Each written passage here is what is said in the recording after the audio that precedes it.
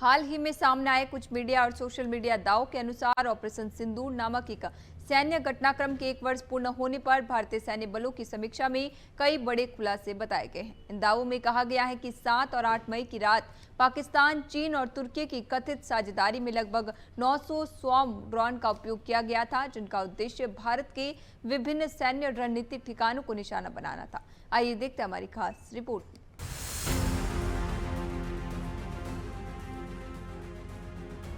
Report के अनुसार ये ड्रोन हमले नियंत्रण रेखा को लेकर अंतर्राष्ट्रीय सीमा तक फैले क्षेत्रों में कुछ घंटों के भीतर किए गए। दावा ये भी किया गया है कि इन स्वॉर्म ड्रोन हमलों की शैली रूस यूक्रेन युद्ध में देखी गई तकनीक से प्रेरित थी, जहां बड़े पैमाने पर ड्रोन झुंड के रूप में उपयोग किए जाते हैं। ये तकनीक आधुनिक युद्ध में तेजी से उभर रही है और कई देशों द्वारा इसका अध्ययन किया जा रहा है, जिसमें नाटो देशों की रक्षा रणनीतियां भी शामिल हैं। रिपोर्टों में ये भी कहा गया है कि भारतीय वायुसेना के एयर कमांड और कंट्रोल सिस्टम ने ड्रोन हमलों को प्रभावी रूप से निष्क्रिय कर दिया, जिससे किसी भी प्रमुख सैन्य ठिकानों को क्षति नहीं पहुंची।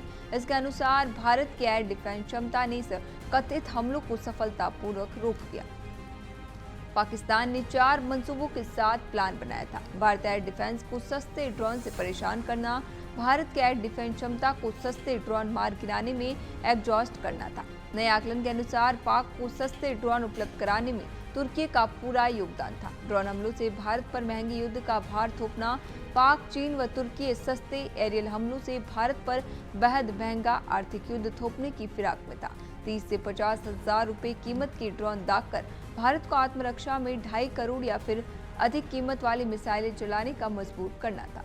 रडार और अन्य टोही नेटवर्क में घुसपैठ करना, भारत के रडार एवं अन्य सर्विलांस नेटवर्क को एक्सपोज करने के लिए मजबूर करना था। पाकिस्तान सिर्फ भारतीय कार्रवाई का जवाब देने के बजाय नेटवर्क वारफेयर की तैयारी कर चुका था। इसके लिए पाक को चीन ने अपना सर्विलांस सिस्टम बायडू भी दिया था। एरियल सर्विलांस में कमियों को उजागर करना, भारतीय एरियल सर्विलांस और डिफेंस में गैप और कर्मियों को उजागर करना था। लेकिन भारतीय वायुसेना के air command and control system की सफलता भी सामने आई है। सैन्य समीक्षा के अनुसार IACS ने नेटवर्क सेंट्रिक वारफेयर की क्षमता साबित हुई।